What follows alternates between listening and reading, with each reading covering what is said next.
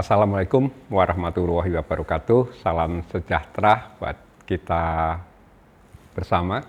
Selamat siang. Mohon maaf baru muncul lagi hari ini Senin 24 Juli 2023. Hari ini saya ingin menyikapi tentang turunnya nilai transaksi di Bursa Efek Indonesia. Ya, jadi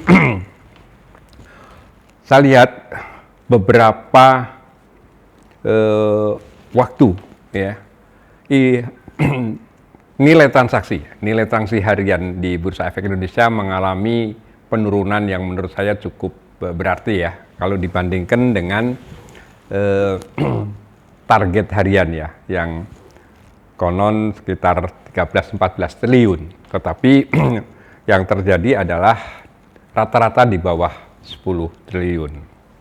Itu hal yang menurut saya cukup memprihatinkan ya, sehingga teman-teman di perusahaan-perusahaan sekuritas pun banyak yang mengeluh dengan penurunan nilai transaksi ini. Dan di sisi lain saya sering melihat publikasi mengenai penambahan emiten-emiten ya di tahun 2023 ini saja sampai bulan Juni, menurut catatan saya kurang lebih 45 emiten itu IPO ya, dan juga 18 emiten yang aksi korporasi dengan right issue. Total IPO itu sekitar 34 triliun, sedangkan right issue ada sekitar 31,6 triliun. Nah, saya sih mencoba mengotak-atik gitu ya, kenapa ya nilai transaksi nilai transaksi di Bursa Efek Indonesia ini mengalami penurunan. Ya, saya mencoba membandingkan gitu ya antara jumlah IPO dengan tadi nilai transaksi. Nilai transaksi ini kan di bursa ini kan ada input atau output ya dari kapital yang masuk di bursa ini.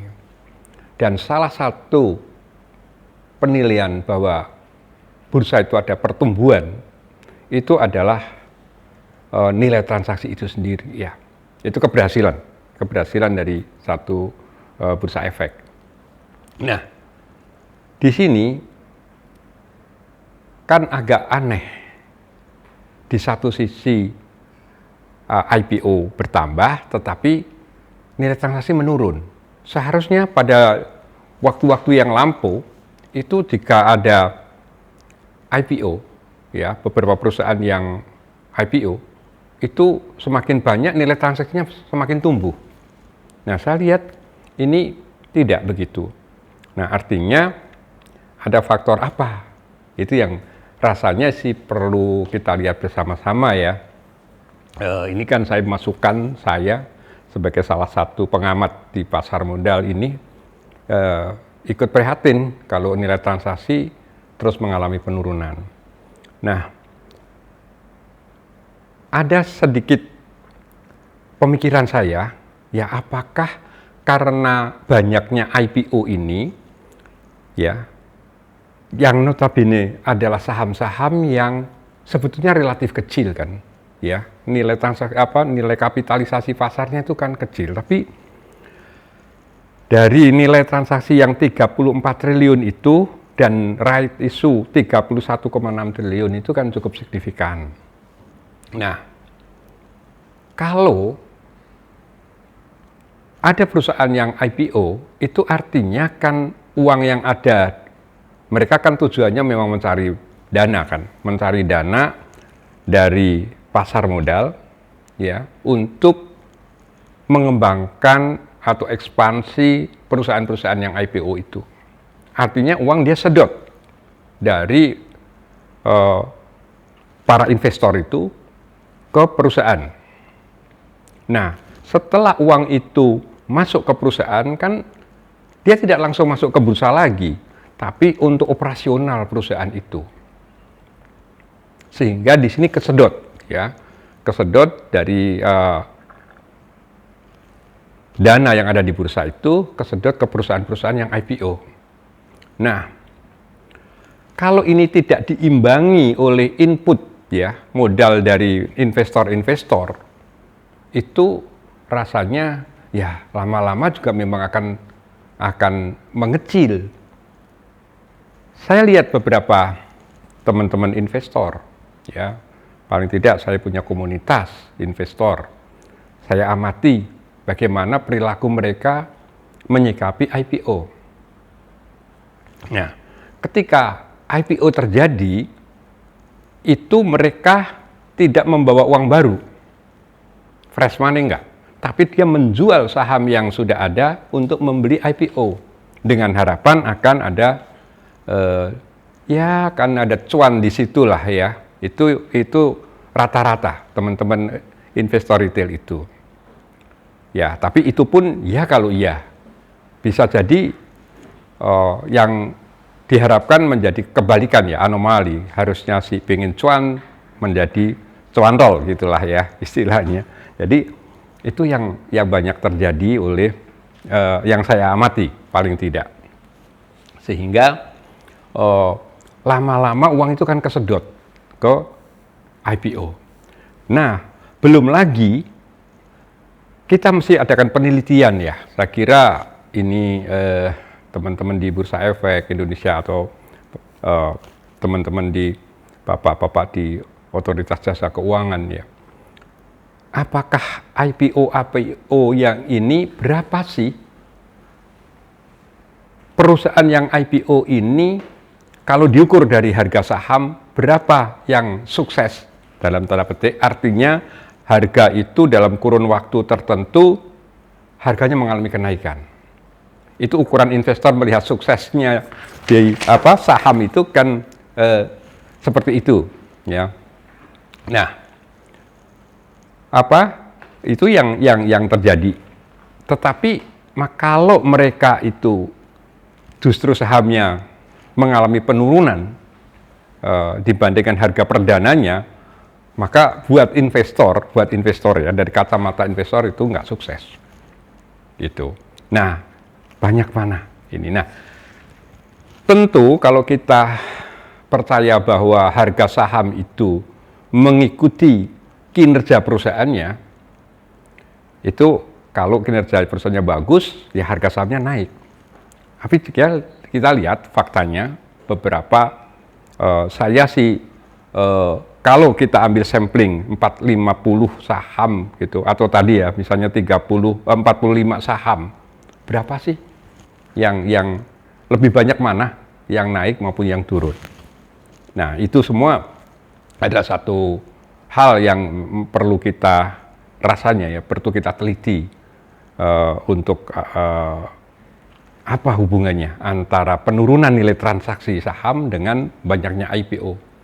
Saya masih melihat lagi beberapa data di single ID gitu, artinya ada penambahan. Berarti ada investor-investor baru yang masuk.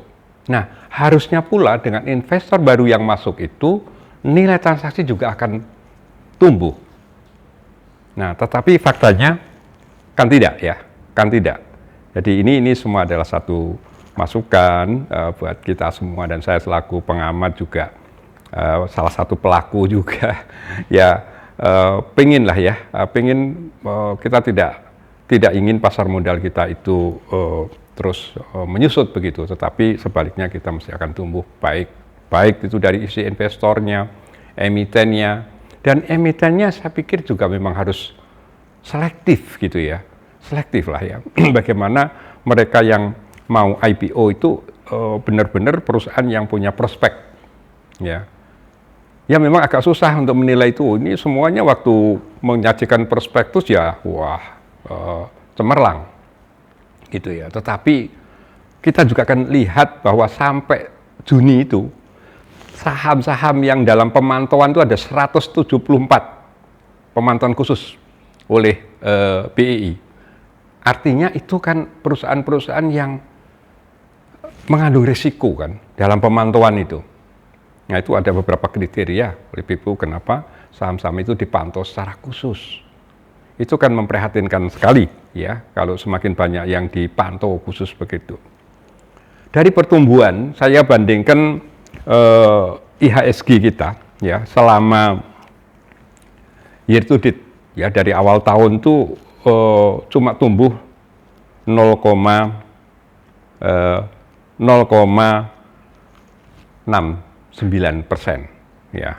Sedangkan kalau kita lihat Dow Jones yang konon ekonominya, inflasinya tinggi, suku bunganya lagi tinggi ya, pertumbuhannya kalah pertumbuhan ekonominya dengan Indonesia, itu tumbuh 10,43% dalam setahun ya.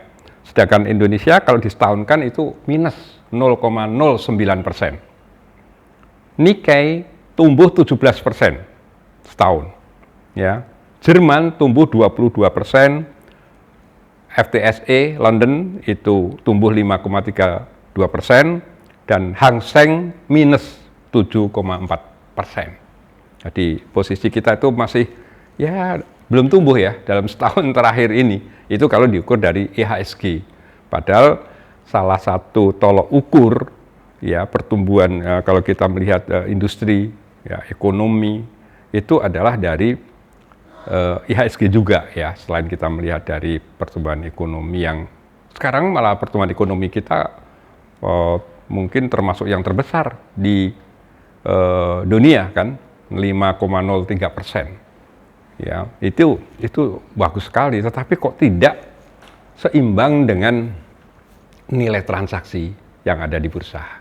Itu komen saya, mari kita coba evaluasi bersama-sama agar kemungkinan ada yang kurang misalnya bisa kita perbaiki bersama. Ini adalah satu kritikan yang untuk membangun pasar modal Indonesia saat ini. Itu pandangan saya, moga-moga bermanfaat buat kita semua, teman-teman perusahaan sekuritas gitu ya, BEI, OJK. Salah satu tip ya yang saya sampaikan adalah kita perlu lebih banyak edukasi kepada masyarakat, investor terutama ya, supaya mereka lebih melek terhadap pasar modal, melek bagaimana dia cara mereka membuat analisis ya. Tetapi di sisi lain juga teman-teman regulator itu juga melihat ada nggak yang janggal, ada yang kurang misalnya ya, untuk memperbaiki pasar modal kita bersama. Terima kasih. Assalamualaikum warahmatullahi wabarakatuh.